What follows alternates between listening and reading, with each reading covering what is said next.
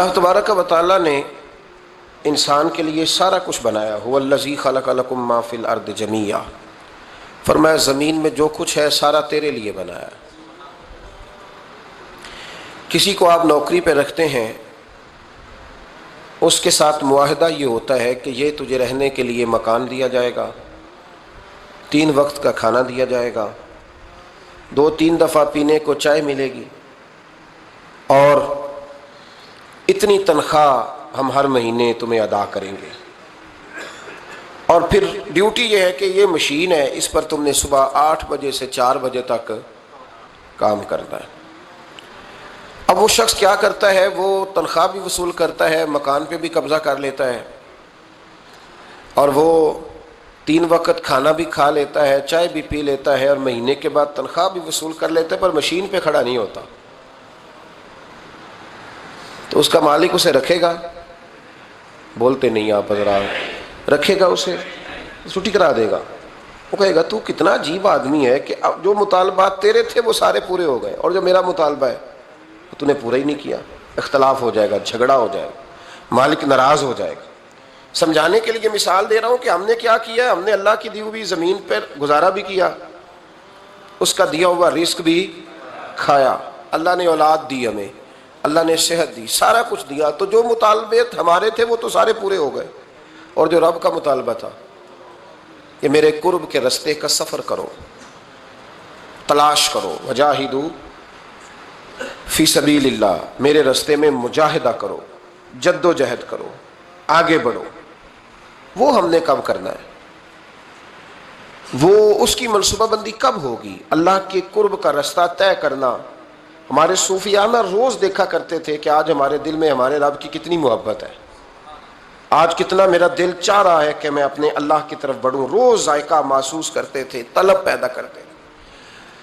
ہمارے مزاجوں کے اندر ہر چیز کی طلب پیدا ہو گئی ہے، لیکن وہ جو ایک خاص ذوق تھا نا اللہ کے قرب کا، اس کی چاہت، اس کی طلب، اس کی طرف بڑھنا، محسوس کرنا کہ میرا رب ہے، محسوس کرنا کہ میں کسی کا بندہ ہوں، مجھے کوئی رزق دیتا ہے.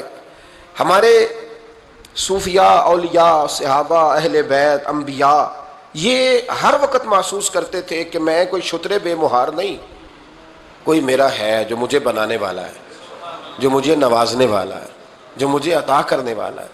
وہ اپنے رب کی چاہت کرتے، اپنے رب سے محبت کرتے، اپنے رب کی طلب پیدا کرتے، شوق بڑھاتے روز عبادت کا. ان کے اندر ایک جذبہ تھا جو روز پروان چڑھتا تھا. 5 نمازیں پڑھنے کے باوجود وہ اشراق پڑھتے، چاش پڑھتے، تہجد پڑھتے، صلاۃ اللیل پڑھتے، وہ قرآن پاک کی تلاوت کرتے. پھر بھی کبھی ان کا ذوق آتا تو وہ دنیا سے کٹ کے مصلی پہ ہی آ کے بیٹھ جاتے. لیکن وہ درد، وہ ذائقہ، وہ کیفیت، وہ چیزیں مان پڑتی جا رہی ہیں. قوم اگر کبھی کو مسئلہ پوچھتی ہے تو بڑا عارضی سا، رب دا طالب کوئی نہ ملیا، جو ملیا طالب زردہ ہو. حضرت سلطان بابو فرماتے ہیں کہ مطلب کدھر گئے لوگ جو رب کو طلب کرتے تھے، جن کی خواہش تھی کہ ہمیں اللہ کا قرب نصیب ہو، پیارے رسول صلی اللہ علیہ وسلم کی معرفت کا ذوق ہمیں نصیب ہو. وہ کہاں گئے؟ ہمارا ایک مقصد تھا. دیکھیں نا بڑا پیار آتا ہے اللہ کو اس بندے پہ. حضرت علامہ اسماعیل حقی رحمۃ اللہ علیہ فرماتے ہیں کہ اللہ نے فرشتوں سے کہا کہ میں نے انی جاعل فی الارض خلیفہ، زمین پہ نائب بناؤں گا. قالوا تجعل فیہا من یفسد فیہا ویسفک الدماء ونحن نسبح بحمدک ونقدس لک قال انی اعلم ما لا تعلمون. فرمایا میں زمین پہ نائب بنانے والا ہوں. تو کہنے لگے یا اللہ وہ تو فساد پھیلائے گا، خون ریزی کرے گا. تو اللہ نے فرمایا جو تم جانتے ہو وہ میں، جو میں جانتا ہوں وہ تم، جو میں جانتا ہوں وہ تم نہیں جانتے، تمہیں نہیں پتا. تو علامہ اسماعیل حقی فرماتے ہیں وہ کیا تھا جس کو فرشتوں کو نہیں پتا تھا؟ فرماتے ہیں یہ وہی انسان کے اندر جو اللہ کے قرب کے متلاشی ہونے کا جذبہ تھا. فرشتے اسے جانتے. لوہے محفوظ پہ یہ تو پڑھ لیا تھا کہ یہ فساد کرے گا، یہ تو پڑھا تھا کہ ابو جال فساد کرے گا. یہ نہیں پڑھ سکے تھے کہ ابو بکر رویا بھی کرے گا. یہ تو پڑھ لیا تھا انہوں نے، یہ تو پڑھ لیا تھا کہ اخنس بن شریک تلواریں نکال کے لوگوں کو قتل کرے گا. یہ نہیں پڑھا تھا کہ مولا علی شیر خدا مزدوری کریں گے اور جو مزدوری ملے گی وہ اللہ کے بندوں میں تقسیم کر دیا کریں گے. یہ تو انہوں نے پڑھ لیا تھا کہ ابو البختری، ابو لہب یہ لوگوں کے گلے کاٹیں گے، پر یہ نہیں پڑھا تھا کہ عثمان غنی رضی اللہ تعالیٰ عنہ قحط کے زمانے میں بھی کروڑوں کا مال اللہ کے راستے میں خرچ کر دیا کرے. وہ جو انسان کے اندر طلب ہے، وہ جو تڑپ ہے، وہ جو شوق ہے، وہ جو کیفیت ہے، وہ جو معرفت کا نور ہے، یہ اللہ کو بڑا ہی پسند ہے، یہ بڑا ہی پسند ہے. اس لیے حدیث قدسی میں رب فرماتا ہے مجھے تلاش کرنا ہو تو ٹوٹے ہوئے دلوں میں تلاش کیا، ٹوٹے ہوئے دلوں میں. اب وہ میں معرفت کی کیا بات کروں گا، پہلے تو میں کیا کر سکتا ہوں، لیکن اگر میں کروں بھی کہیں سے چلو پڑھ کے تو کروں کہاں. میں تو ابھی تک لوگوں سے 5 نمازوں کا وعدہ لے رہا ہوں. وہ معرفت کی بات، قرب الہی کا راستہ، وہ تو بڑی دور کی بات ہے، وہ تو بڑی آگے کی ہے. ابھی تک تو ہم یہ وعدہ لے رہے ہیں کہ داڑھی رکھ لو گے، سچ بولو گے، حلال کھاؤ گے. مطلب وہ جو ہمارے بزرگوں نے لکھا، وہ جو جذب ہے، وہ جو کیفیت ہے، وہ جو عبادت ہے، وہ جو تڑپ ہے، اور وہ پھر جو ایک مقام ہے کہ انسان اپنے رب کی اس طرح عبادت کرے کہ وہ اپنے رب کو دیکھ رہا ہے، وہ جو ایک مقام ہے. اور کم از کم یہ نہ ہو تو حضور فرمانے لگے اتنا تو ہو کہ رب تجھے دیکھ رہا ہے. لیکن وہ تو درجہ ہے نا بڑا آگے، ہم اسے بڑا آگے کی بات تصور کرتے ہیں، لیکن حضور نے اپنی امت کے لیے اسے ضروری قرار دیا. بھائیو تھوڑا سا نا آگے اٹھ کے، مطلب بڑے بڑے آدمی بن گئے ہم لوگ، بڑے بڑے آدمی کیسے بن گئے کہ جس کے پاس پھوٹی کوڑی نہیں ہوتی تھی اس کے اکاؤنٹ میں کروڑوں آ گیا تو وہ کہتا میں بڑا آدمی بن گیا. جس کے پاس سائیکل نہیں تھی تو اب وہ 1.25 کروڑ کی کار پہ بازاروں پہ بیٹھتا ہے تو کہتا ہے میں بڑا آدمی. تو اس طرح تو انسان بڑا نہیں بنتا. بڑا تو تب بنے گا جب تیرے دل میں رب کی معرفت بڑی ہوگی، جب اللہ کا قرب بڑا ہوگا، جب تم متلاشی ہوگا اس کے راستے کا. بہت سارے راستے ہیں اللہ کی طرف جانے کے، لیکن 3 باتیں قرب الہی کے لیے ہمارے بزرگوں نے بڑی زبردست لکھی ہیں. سب سے پہلی بات یہ ہے، صوفیاء فرماتے ہیں کہ اگر رب کا قرب چاہتے ہو تو ہر وقت اپنے رب کی رحمت کی امید رکھا کرو. خوش نہیں ہوئے آپ اس بات سے؟ ہر وقت اللہ کی رحمت کی، اور فرماتے ہیں دل سے امید رکھا کرو اور زبان سے اپنے رب کی رحمت کا ذکر کیا کرو. ہر وقت کہا کرو کہ میرا اللہ بڑا ہی مہربان ہے، میرا اللہ بڑا ہی کریم. ہمارا پتہ کیا حال ہے؟ شکر بھی شکوے کے انداز میں. کیا حال ہے؟ کہتے بس جی بس شکر ہے الحمدللہ. تو یہ کون سا شکر ہے جی؟ یہ تو آپ نے کہا ہے کہ بڑا تنگ ہوں میں اپنی زندگی، یہ شکر ہے؟ ہر وقت یہ کہے کہ میرا اللہ بڑا ہی قریب ہے. دیکھیں نا بسم اللہ شریف ہر کام سے پہلے معنی کیا ہے؟ بسم اللہ الرحمن الرحیم، یعنی تو کہہ اس رب کے نام سے جو بڑا ہی مہربان ہے، جو نہایت ہی رحم کرنے والا ہے. ہر وقت کیا ہے کہ میرا اللہ بڑا مہربان ہے، میرا اللہ بڑا رحم. ہر وقت وہ خاص ذوق، وہ درد، وہ شوق، بس تو کہے کہ یار جو اللہ نے مجھے دیا ہے وہ شاید اللہ نے کسی اور کو دیا ہی نہیں. تیرا یہ ذوق بنے، تیرے اندر اللہ کی رحمت کے ساتھ خاص تعلق پیدا ہو. میرے رسول کریم علیہ السلام ہر مقام پہ اپنے رب کی رحمت کا ذکر فرماتے. بات کسی کی ہو رہی ہوتی حضور چھیڑ اللہ کی رحمت کا ذکر دیتے. ایک صحابی چڑیا کے بچے اٹھا کے لے آئے. وہ چڑیا شکایت لے کے آئی اور حضور کے کندھے پہ بیٹھ کر شکایت کرنے لگی کہ حضور آپ کے صحابی نے میرے بچے اٹھا لیے. بات تو چڑیا کے بچوں کی ہو رہی تھی نا. تو رسول کریم فرمانے لگے اس کے بچے چھوڑ دو. اور پھر حضور فرمانے لگے دیکھو یہ چڑیا اپنے بچوں سے کتنا پیار کرتی ہے. جب چڑیا اتنا پیار کرتی ہے تو رب اپنے بندوں سے کتنا پیار کرتا ہو، اللہ کتنی رحمت والا ہوگا. یعنی ہر بات میں رسول کریم نا، ہر بات میں اللہ کی رحمت کا ذکر. ایک جنگ کا موقع ہے تو صحابہ کرام علی رضوان فرماتے ہیں کہ دوران جنگ ایک عورت کا بچہ کھو گیا اور بچہ بھی دودھ پیتا تھا. دودھ پیتا بچہ کچھ دیر ملے نا تو ماں کی چھاتیوں میں دودھ جوش مارتا ہے. دودھ پیتا بچہ کھو گیا تو عورت دیوانوں کی طرح، مجذوبوں کی طرح بچہ تلاش کرتی. میرا بچہ، کبھی ادھر جاتی ہے کبھی ادھر جاتی ہے، ڈھونڈتی ہے، تلاش کرتی ہے، پریشان ہوتی. میرے رسول کریم کی نظر پڑ گئی، حضور کی نظر رحمت ہو گئی. تو محبوب فرمانے لگے صحابہ بتاؤ اس کا بچہ ڈھونڈو. ایک صحابی کہنے لگے حضور مجھے پتا ہے کہاں ہے، ابھی ملوا دیتا ہوں. تو حضور نے فرمایا یہ اپنے بچے سے کتنا پیار کرتی. عرض کی حضور نہ کوئی ماپ سکتا ہے، نہ کوئی تول سکتا ہے، نہ کوئی اندازہ کر سکتا ہے. حضور کی آنکھوں میں آنسو آ گئے.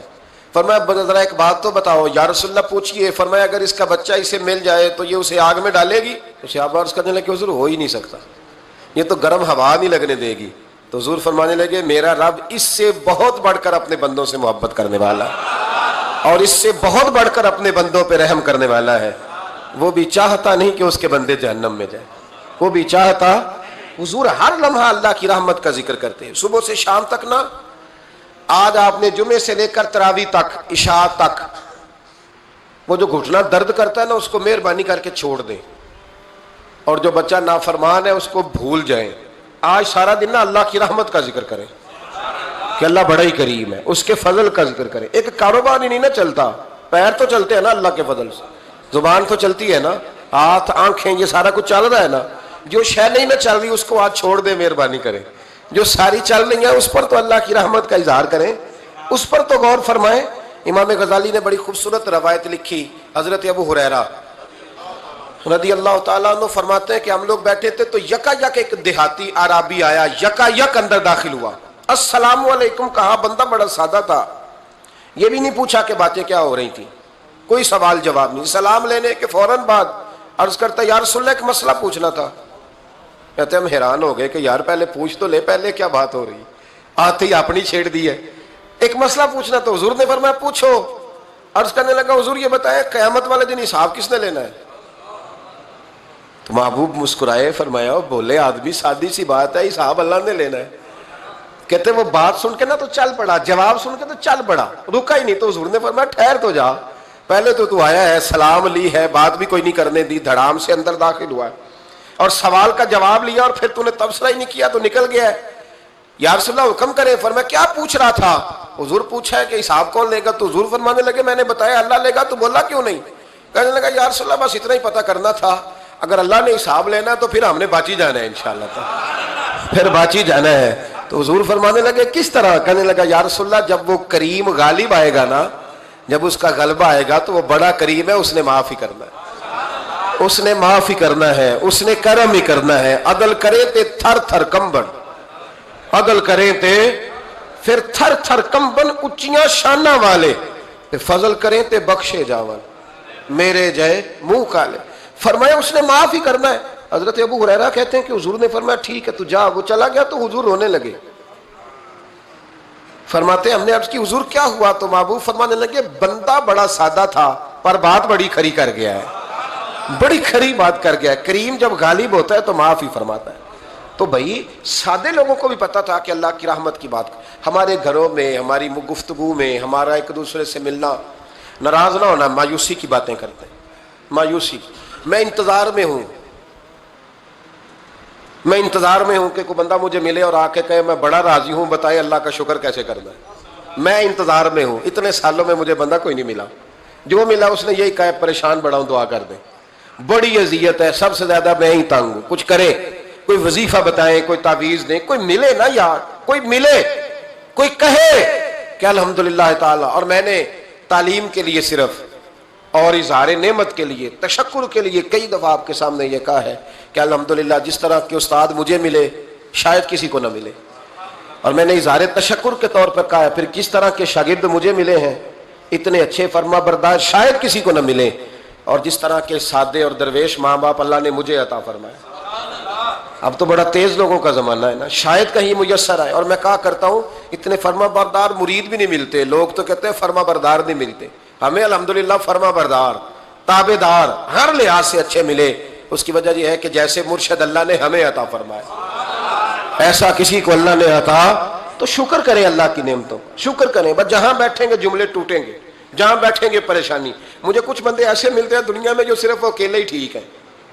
یعنی ابا جی نے بھی ظلم ہی کیا ساری زندگی، اماں نے بھی ظلم ہی کیا، استاد بھی سارے غلط مل گئے، اور ہر بندہ ہی انہیں، اور پھر بعد میں اولاد ملی تو نافرمان ہی مل گئی. تو میں کہتا ہوں یار یہ ہو نہیں سکتا. ویسے بہرحال چلو اگر تو کہتا ہے تو بات سمجھ میں آتی ہے کہ ہو سکتا ہے کچھ سانحہ ایسا ہو گیا ہو. اللہ کی رحمت کی بات کریں. میرے نبی کریم علیہ السلام نے فرمایا بندہ سادہ تھا پر بات پتے کی کر گیا. یہاں تک لکھا امام صفوری نے کہ قیامت کے دن اللہ ایک بندے کے لیے دوزخ کا حکم دے گا. بندہ جہنم کی طرف جا رہا ہے، فرشتے زنجیریں ڈال کے کھینچ کر لے جا رہے ہیں. بندہ جا رہا ہے دوزخ کی طرف، فرشتے کھینچتے ہیں تو وہ پھر مڑ کے پیچھے دیکھتا ہے. توجہ ہے میری بات پر؟ ادھر دیکھنا ذرا. وہ کئی دفعہ کسی کو کھینچتے ہیں نا تو مڑ مڑ کے پیچھے دیکھتا ہے. چلو آپ کو سمجھاتا ہوں، سمجھ آ جائے گی. وہ جب سکول جانے کو دل نہیں نہ کرتا تھا جی، انتے لیکچر دینے نا اپنے بچیاں نو، اور بڑا 1.5 گھنٹے کا، بچے ناراض نہ ہو جائے جب وہ کبھی جس نلائق کا اسکول جانے کو دل اور اس کو کھینچتے تھے تو وہ پلٹ پلٹ کے پیچھے جاتا نہیں. اسی طرح مدرسے میں بھی جب آتے ہیں تو کئی بچے ایسے ہوتے ہیں جو آتے نہیں تو کھینچ کھینچ کے نہیں لے جاتے کئی دفعہ. تو جب کھینچ کے فرشتے جہنم کی طرف لے جا رہے ہیں, کھینچتے ہیں تو پلٹ کے پھر پیچھے دیکھتا ہے, پھر فرشتے کھینچتے ہیں پھر پیچھے دیکھتا ہے, پھر فرشتے ذرا نظارہ دیکھنا, دوزخ کو لے جا رہے ہیں, پلٹ پلٹ کے اللہ کی طرف دیکھتا ہے, دوزخ کا دروازہ آ گیا, پھر پیچھے دیکھ رہے ہیں. رب کریم نے فرمایا اسے واپس بلاؤ,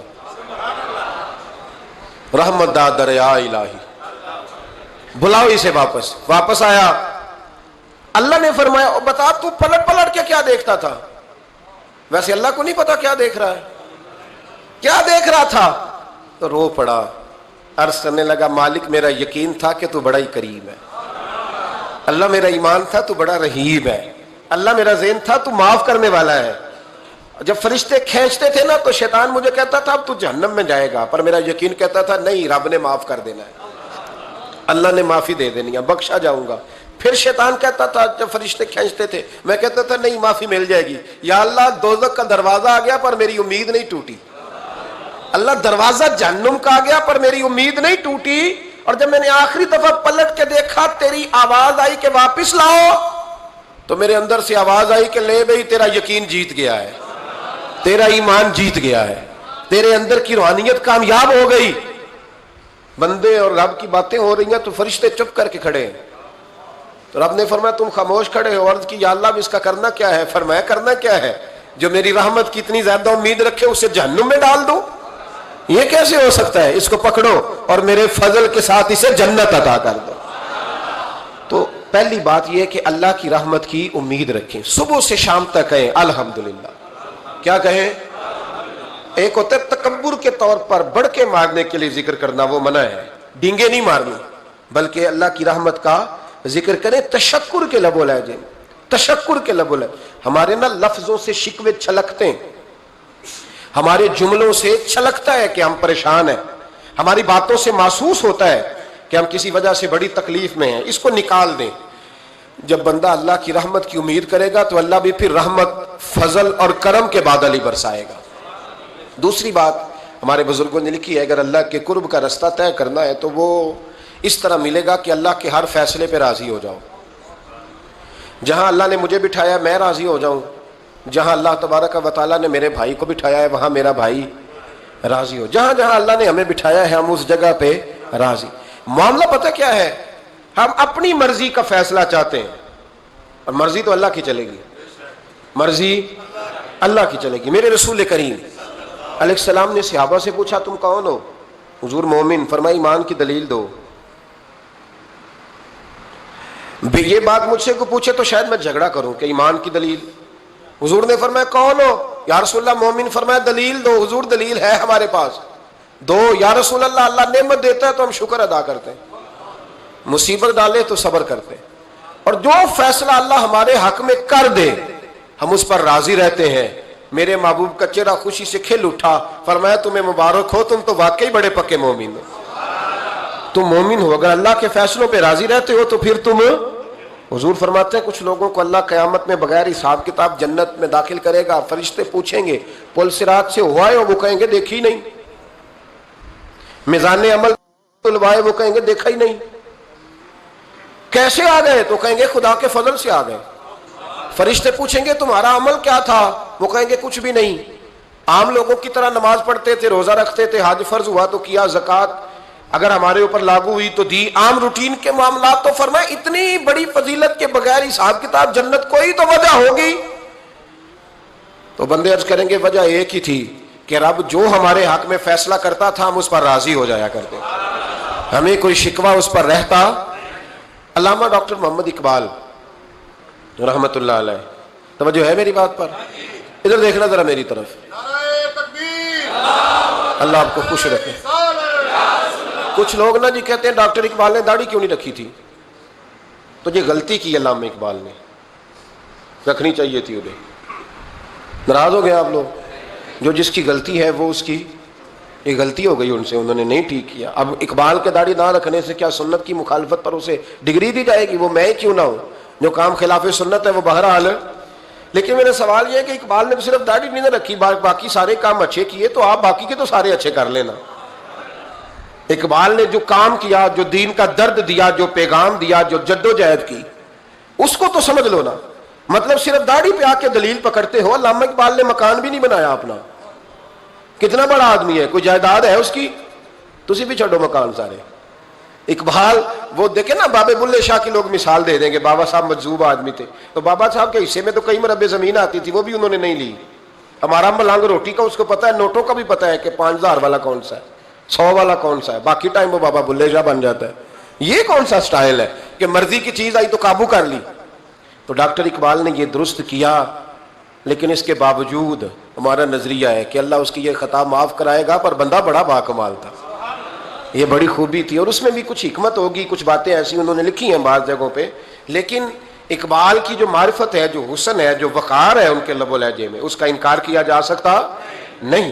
لیکن اس کو ہم ڈیفینڈ بھی نہیں کرتے، جو کسی میں کوئی کمزوری ہے وہ بہرحال اس کی ہو۔ ایک سوال بڑا اٹھتا تھا، لوگ کہتے تھے کہ آپ روز داڑھی کی بات بھی کرتے ہیں اور علامہ اقبال کی بات بھی کرتے ہیں، تو میں نے آج اس کی وضاحت کر دی۔ بات کی سمجھ آ گئی آپ حضرات؟ علامہ اقبال نے ایک بات لکھی ہے، اقبال کہتے ہیں جب میں لندن میں وکالت کرتا تھا تو ایک خاتون تھی، لیڈی بارنس اس کا نام تھا، چھوٹے موٹے مقدمات لے کے وہ میرے پاس آتی تھی۔ بی بی ایک ہوٹل چلایا کرتی تھی، اس کا خاوند جو تھا وہ فوج میں ملازم تھا۔ اقبال نے خود لکھا ہے، اقبال فرماتے ہیں کہ ایک دن وہ خاتون پھر کسی کیس کے سلسلے میں میرے پاس آئی، تو جب وہ آئی تو اس نے نقاب اوڑھا ہوا تھا، برقع کیا ہوا تھا، تو چونکہ اس نے نقاب اوڑھا تھا مسلمانوں کی نشانی تھی۔ نقاب اوڑھنا کن کی نشانی ہے؟ اللہ آپ کو خوش رکھے۔ تو کہتے ہیں وہ نشانی چونکہ اہل اسلام کی تھی تو مجھے تجسس ہوا۔ میں نے کہا لیڈی خیریت ہے؟ میم صاحبہ یہ برقع پہنا ہوا ہے؟ تو کہنے لگی ہنس کے، اقبال مجھے پکا یقین تھا کہ آپ ضرور پوچھیں گے۔ تو میں نے کہا اچھا تو یہ برقع؟ تو کہنے لگی الحمدللہ میں مسلمان ہو گئی۔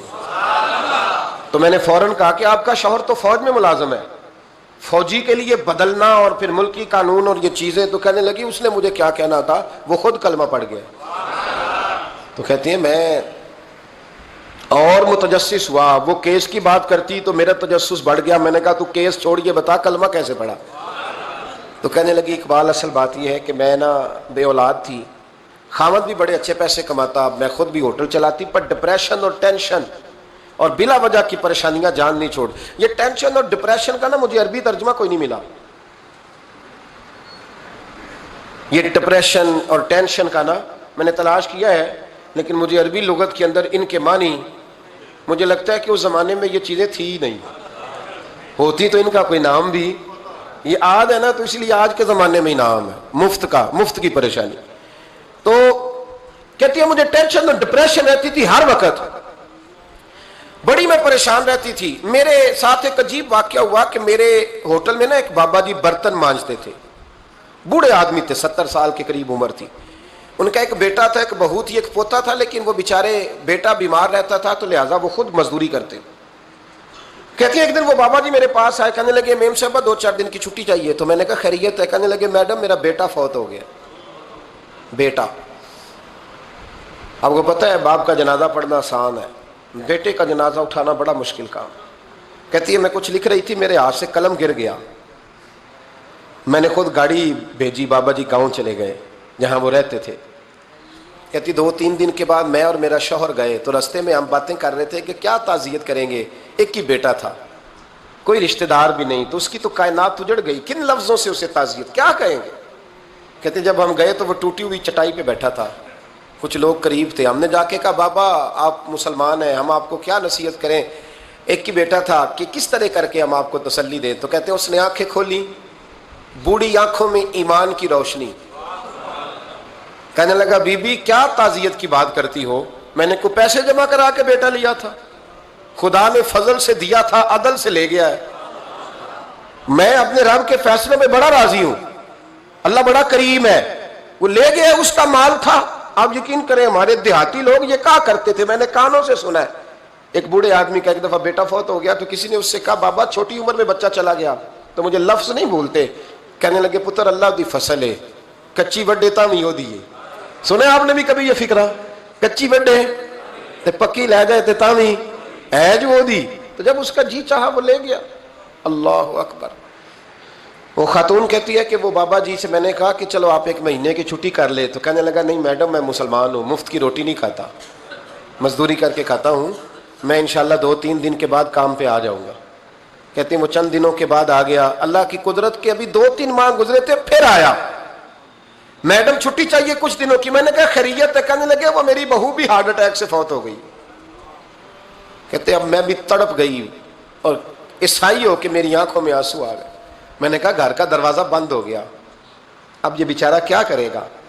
وہ اپنے شوہر کے غم میں ہارٹ اٹیک سے فوت ہو گئی۔ کہتے ہم پھر 2-3 دن کے بعد تعزیت کے لیے گئے، پھر ٹوٹی ہوئی چٹائی، بوڑھا نہ اپنی انگلیوں سے زمین پر کچھ بنا رہا ہے۔ کہتے قریب گئی اور میں نے جا کے کہا بابا اب تو تسلی آپ نے خود ہی کرنی ہے، جو نظام تھا وہ تو ہو گیا۔ تو کہتے ہیں پھر اس نے آنکھیں کھولی، آسمان کی طرف دیکھا تو کہنے لگا بیٹی کوئی پریشانی نہیں، میرا بیٹا بغیر شادی کے بھی تو فوت ہو ہی سکتا تھا نا، بس میرے مالک نے جب چاہا جیسے چاہ ہوا، میں انشاءاللہ 2-4 دن کے بعد کام پہ آؤں گا، یہ میرا 3-4-5 سال کا پوتا ہے، ابھی اسکول داخل ہوا ہے، میں ساتھ لے آؤں گا، وہاں میرے ساتھ اوپر کوارٹر میں جہاں میں رہتا ہوں یہ بھی رہے گا۔ کہتی ہے میں سختے میں آ گئی اس کی کیفیت دیکھ کے، وہ پوتے کو ساتھ لے آیا۔ کبھی کبھی میں دیکھتی چھت پہ کھڑے ہو کے کہ دادا گھوڑا بنا ہوا ہے اور پوتا سواری کر رہا ہے، وہ سویرے اٹھتا اس کو سکول چھوڑ کے آتا، شام کو لے کے آتا، پیار کرتا، محبت کرتا۔ 3ری منزل پر ہم نے کوارٹر دیا ہوا تھا، وہاں دادا پوتا رہتے۔ اللہ تو بڑا بے نیاز ہے۔ کہتی ہے اقبال ایک دن نا پوتا اوپر والی منزل پہ کھیل رہا تھا، اس کا پیر پھسلا، وہ گردن کے بل زمین پہ گرا، مجھے خبر ہوئی تو میں دوڑی، ایمبولنس منگائی، خون سے لتھڑے ہوئے اس بچے کو دادے نے اپنی گود میں رکھا، اور جب ہم ہسپتال کی طرف گئے تو ہاسپٹل بعد میں آیا، جناب اسرائیل پہلے آ گئے اور کہتے ہیں وہ گود میں دم توڑ گیا۔ پھر دادے نے اسے اپنے ہاتھوں سے غسل دیا، پھر اس نے اپنے بوڑھے ہاتھوں سے قبر کھودی اور پھر مٹی ڈال کے کہنے لگا انا للہ وَإِنَّا إِلَيْهِ رَاجِعُونَ، جے سونا ہی میرے دکھ وچ راضی، جے سونا ہی میرے دکھ وچ راضی۔ پھر سکھ نو چلے ڈاما، کہتے ہیں وہ مٹی ڈالی اس نے، اور جب وہ واپس پلٹا تو میں بازو سے تھام کے ہوٹل قریب لائی، اور میں نے اس کے قریب کہا کہ بابا تو ٹوٹ گیا ہے، تو بکھر گیا ہے، مجھے محسوس ہوتا ہے کہ اب نا تیری راتیں اور تیری صبحیں اور تیری شامیں غموں میں گزریں گی۔ تو کہتے ہیں یوں اس نے ہاتھ رکھے اور یوں آنسو چھٹک دیے۔ کہنے لگا میڈم کیوں میرے اندر کوئی عقیدہ نہیں، میں کوئی لوارث ہوں، میرا کوئی رب نہیں، میں کیوں پریشان رہوں گا، میں تو پکا ہوا پھل ہوں، تھوڑے دن گزریں گے قبر میں جاؤں گا، اور جب جنت میں جاؤں گا تو اللہ میری بیٹے سے بھی ملاقات کرائے گا، میرے پوتے سے بھی ملاقات کرائے گا، میرا رب ساری ملاقاتیں کرا دے گا، میں اپنے اللہ کی رضا پہ بڑا راضی ہوں۔ وہ خاتون کہتی ہے میرا اور میرے شوہر کا کلیجہ پھٹنے لگا۔ میں نے کہا بابا یہ جذبہ کہاں سے ملتا ہے، یہ سکون کہاں سے آتا ہے، یہ کیفیت کیسے ملتی ہے؟ مجھے کہنے لگا تو نے لینی ہے؟ میں نے کہا، تو کہنے لگا تو بھی گنبد خضرا والے نبی کا کلمہ پڑھ جا، تو بھی رسول اللہ کا کلمہ پڑھ جا۔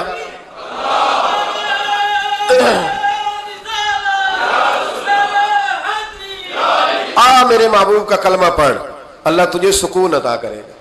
ایک حدیث نہ پڑھ لو مسلم شریف سے، بخاری سے ایک حدیث نہ پڑھ لو تاکہ یہ بات مضبوط ہو جائے۔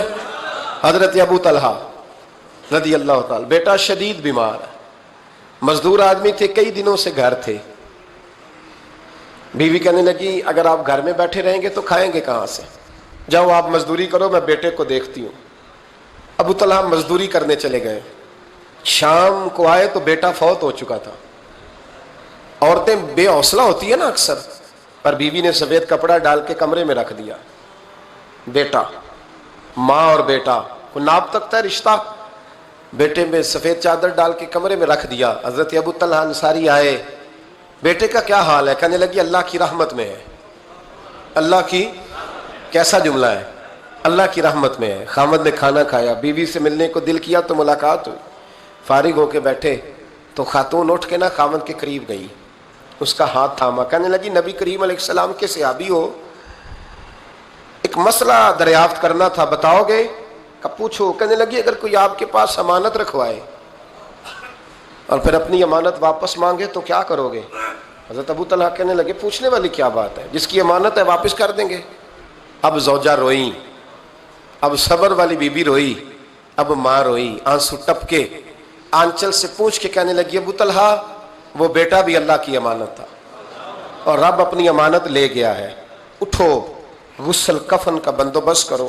حضرت ابو طلحہ اٹھے، کامتے کامتے ہاتھوں سے غسل کفن دیا، مسجد نبوی میں پہنچے، محبوب کی بارگاہ میں عرض کیا تو رسول کریم فرمانے لگے تیرے اور تیری بیوی کے عمل سے اللہ بھی بڑا راضی ہے، اللہ کے رسول بھی بڑے راضی ہیں اور اللہ تجھے برکت عطا کرے گا۔ صحابہ کہتے ہیں پھر اللہ نے انہیں 9 بیٹے عطا فرمائے، پھر اللہ نے انہیں اللہ کی رضا پہ راضی رہنا سیکھو، اللہ کے قریب چلے جاؤ گے اللہ کی رضا پہ۔ حضرت سفیان ثوری دعا مانگ رہے تھے، یا اللہ راضی ہو جا، یا اللہ راضی ہو جا، یا اللہ راضی ہو جا، دعا مانگ رہے تھے۔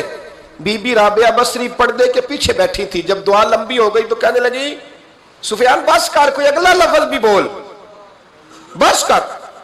آپ فرمانے لگے تجھے کیا ہوا؟ تو کہنے لگی تو کب سے کہہ رہا یا اللہ راضی ہو جا، یا اللہ راضی ہو جا، پہلے اپنے دل پہ ہاتھ رکھ کے بتا تو اللہ سے راضی ہے؟ تو راضی ہے اللہ سے؟ تو روز نہیں کہتا پیسے نہیں ہے میرے پاس مجھے دے، تو روز نہیں کہتا یا اللہ فلانی چیز کوئی نہیں دے، اے اللہ فلاں کو دے دیا مجھے کیوں نہیں دیتا معاذ اللہ، تو روز شکوے نہیں کرتا؟ فرمایا پہلے تو راضی ہو جا۔ ترمذی شریف کی حدیث ہے، میرے نبی کریم علیہ السلام نے فرمایا تم اللہ کے دیے ہوئے تھوڑے رزق پہ راضی ہو جاؤ، اللہ تمہاری تھوڑی عبادت سے راضی ہو جائے۔ دیکھیں نا امام حسین کا آخری جملہ کیا ہے میدان کربلا، آخری جملہ کیا ہے؟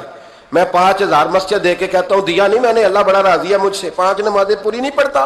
امام علی مقام نے نا دل کلیجہ جان اولاد ہر چیز نکال کے رکھ دی، تو آخری جملہ یہ تھا اے اللہ بتا تو حسین سے راضی ہے کہ ناراض ہے؟ اللہ تو راضی ہے کہ ناراض ہے؟ بھائی پہلی بات رحمت الہی، دوسرا اللہ کی رضا پہ، یعنی عجیب بات ہے نا، جب اللہ کروڑوں دے تو دنیا چھپاتی ہے، اور جب تھوڑا کاروبار ٹھنڈا ہو جائے تو ساری دنیا کو دنیا بتاتی ہے۔ تو جب میں تو کہہ رہا ہوں کہ میں بندہ ڈھونڈ رہا ہوں جو مجھے ملے، آ کے کہے کہ شکر کا طریقہ بتاؤ، تو مل ہی نہیں رہا، کو ملے جو کہے بڑی خیر ہے، ہر لحاظ سے اپنے رب سے راضی ہو، مل ہی نہیں رہی دنیا۔ تیسری بات، اگر اللہ کے قریب جانا ہے، یہ ان لوگوں کے لیے جو معرفت الہی کے متلاشی ہیں وہ خاص توجہ کریں۔ اگر رب کریم کے قریب جانا ہے تو پھر ایک ذہن بنائیں کہ میرا رب میرے ساتھ ہے، میرا رب میرے، نحن اقرب الیہ من حبل الورید۔ اور درویش کہتے ہیں جے میں تینوں اندر جانا تو پھر مقید جانا، جے میں تینوں باہر جانا تے اندر کون سمانا، اندر بھی تو ہے تے باہر بھی تو ہے، وچ بلا کون نمانا۔ پھر تصور کریں کہ اللہ میرے ساتھ ہے۔ حضرت جنید بغدادی رحمۃ اللہ علیہ کہتے ہیں میں نے اپنے مرشد سے کہا کوئی وظیفہ جو پڑھا کروں، تو فرمانے لگے جنید پڑھا کر کہ اللہ میرے ساتھ ہے اور اللہ مجھے دیکھ رہا ہے، یہ وظیفہ پڑھا کر۔ کیمرے لگا دیے ہر جگہ ہماری گورنمنٹ نے، کہتے ہیں کیمروں کی مدد سے پکڑا گیا، کیمروں کی مدد سے، مسجدوں کے دروازوں پہ کیمرے، ایئرپورٹوں پہ کیمرے، ریلوے اسٹیشن پہ کیمرے، بڑے بڑے جنرل سٹور پہ کیمرے، نیچے لکھا ہے خبردار کیمرے کی آنکھ آپ کو دیکھ رہی ہے۔ کیمرے کی آنکھ دیکھے تو لوگ گناہ نہیں کرتے، تو یہ کیوں نہیں سوچتے کہ رب ہمیں دیکھ رہا ہے؟ یہ تصور کیوں نہیں جمتا کہ رب ہمیں؟ اور اللہ فرماتے ولی من خاف مقام ربہ جنتان، جو اللہ کے سامنے کھڑے ہونے سے ڈر جائے گا نا، اللہ اسے 2 جنتیں عطا فرمائے گا۔ اللہ اسے ایک دفعہ اگر کوئی ڈر گیا اللہ کے سامنے کھڑے ہونے، کتنی دفعہ بولیں تو صحیح؟ اس پر ہمارے مفسرین نے لکھا ہے کہ کبھی زندگی میں ایسا ہو کہ گناہ پر ہمارا پورا قبضہ ہو گیا ہو، گناہ پورا قابو میں آ گیا، اب کوئی روکنے والا نہیں، تو فرمایا جو اس وقت اللہ کے خوف سے ڈر جائے گا اللہ اسے 2 جنتیں عطا فرمائے گا۔ امام شافعی رحمۃ اللہ علیہ کے زمانے میں نا ایک بادشاہ کا اپنی بیوی سے جھگڑا ہو گیا، تو وہ بھی ملکہ تھی، کسی بادشاہ کی بیٹی تھی، شہزادی تھی، اس نے بھی سخت جملہ کہا، کہنے لگی چل دور ہٹ جہنمی، معاذ اللہ۔ اب اس نے اپنے خامند کو جہنمی کہا، تو کہا، وہ کہنے لگا اس کا خامند کہ اچھا تو مجھے جہنمی کہتی ہے، جا پھر اگر میں جنتی نہیں تو تجھے 3 طلاقیں۔ اب کیسے ثابت ہو کہ جنتی ہے کہ جہنمی ہے؟ کیسے پتہ چلے گا؟ علماء سے پوچھا تو وہ کہنے لگے ہم کیسے بتائیں، کون ڈگری دے کہ تو جنتی ہے کہ جہنمی ہے؟ بات دور نکل گئی۔ امام شافعی کے پاس گیا، وہ رسوخ رکھتے ہیں علم فقہ کا. ان کے پاس گیا, جا کے کہنے لگا حضور یہ مسئلہ ہے. امام صاحب فرمانے لگے اکیلے میں مجھے ملتے ہو؟ وہ اندر آیا, کچھ دیر گفتگو ہوئی تو امام صاحب فرمانے لگے لو جی یہ بندہ جنتی ہے, اس کی بیوی کو طلاق کوئی نہیں ہوئی, یہ جنتی ہے. آپ کو پتہ ہے لوگ فتویٰ جلدی دے دیتے ہیں. کچھ لوگ خلاف تقریریں کرنے لگے کہ بادشاہ تھا تو امام صاحب نے بچا لیا ہے. کیسے آپ نے ڈگری دے دی کہ جنتی ہے جی؟ تو امام صاحب کہنے لگے تم بحث نہ کرتے تو میں بات پردے میں رہنے دیتا. سنو, میں نے بادشاہ کو تنہائی میں بلا کے پوچھا ہے کہ کبھی اللہ سے بھی ڈرے ہو؟ صرف اس لیے کہ اس وقت اللہ دیکھ رہا ہے. یہ نیت کبھی بندوں سے ڈر کے تو بندے بڑے گناہ نہیں نہ کرتے, کبھی اللہ سے ڈر کے بھی چھوڑا ہے. تو بادشاہ کہنے لگا بالکل چھوڑا ہے. میری ایک کنیز تھی بڑی خوبصورت, غریب گھر کی ملازمہ, غریب گھرانے کی تھی. ایک دن میں آیا تو میرے کمرے میں صفائی کر رہی تھی. معاذ اللہ میرا اس پہ دل آ گیا, میں نے دروازہ بند کر لیا. دنیا کی کوئی طاقت نہیں تھی, میرا اپنا محل تھا, مجھے کچھ دیکھ بھی لیتا تو کسی میں جرت نہیں تھی مجھے منع کرنے. اور میں چونکہ حکمران تھا, مطلق العنان تھا, کوئی شکایت بھی نہ کرتا. لیکن جب میں نے اس کی طرف ہاتھ بڑھایا تو اس نے ایک ہی لفظ کہا, کہنے لگی تو اللہ سے نہیں ڈرتا؟ تو اللہ سے نہیں ڈرتا؟ کہنے لگا کوئی نہیں تھا امام صاحب مجھے منع کرنے والا, کوئی نہیں تھا. لیکن جب اس نے کہا تو اللہ سے نہیں ڈرتا تو میں کانپنے لگا. میں نے اس سے معافی مانگی, غریب ملازمہ سے میں نے بادشاہ ہو کے معافی مانگی. میں نے معافی مانگی, پھر میں نے دروازہ کھولا, کہتے وہ چلی گئی. امام صاحب کہنے لگے اٹھ میرے سینے سے لگ. کہا حضور کیا ہوا؟ فرمایا جو تنہائی میں اکیلے میں ایک دفعہ بھی رب سے ڈر جائے اللہ اسے 2 جنتیں عطا فرمائے گا. تو جنتی ہے اس لیے کہ تو یار کبھی تو ایسا ہو, کبھی تو ایسا ہو بھولا گاہک ہمارے قبضے میں آ گیا ہو, ہم اپنا پورا اس پر تسلط رکھتے ہو پر ہم اللہ سے ڈر جائیں. کبھی ایسا ہو کہ کروڑوں روپیہ ہمارے تسلط میں ہو, ہم چاہیں تو جتنا مرضی استعمال کریں لیکن ہم اللہ سے ڈر جائیں. حضرت عمر کا زمانہ تھا, ایک نوجوان صحابی کا بیٹا مسجد جایا کرتا تھا, بڑا نیک تھا. ایک عورت اس کو اپنی طرف بلانے لگی, لبھانے لگی. نوجوان تھا, ایک دن دل آ ہی گیا بی بی پہ. عشاء کی نماز پڑھ کے اس کے گھر کی طرف جا رہا تھا کہ کسی قاری صاحب نے آیت پڑھ دی, والی من خاف مقام ربہ جنتان, جو اللہ کے سامنے کھڑے ہونے سے ڈرے گا رب 2 جنتیں عطا کرے. یہ آیت کیا سنی کہ نوجوان بے ہوش ہو کے گرا. کسی نے باپ کو خبر دی کہ تیرا بیٹا بے ہوش ہے. باپ گھر لائے, بالوں میں ہاتھ پھیرا, بیٹے کیا ہوا؟ اس نے آنکھیں کھول کے کہا ابا جی میں نے گناہ کیا نہیں, لیکن میرا قبضہ پورا ہو گیا تھا گناہ پہ. وہ بالکل راضی تھی, میں چاہتا تو میں گناہ کر لیتا لیکن میں اللہ سے ڈر گیا.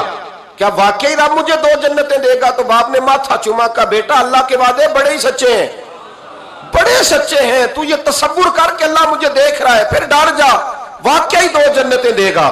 اس نوجوان نے چیخ ماری اور روح ہی پرواز کر دی. رات کو جنازہ پڑا, دفن کر دیا. صبح حضرت عمر آئے, فرمایا اتنا نیک نوجوان تھا تو مجھے کیوں نہیں بتایا؟ میں اس کے غسل میں شریک ہوتا, کفن میں شریک ہوتا, میں جنازہ پڑھاتا. حضور بس رات دیر ہو گئی, دفن کر دیا. امام سیوطی نے لکھا, ابن کثیر نے لکھا, ابن عساکر نے لکھا.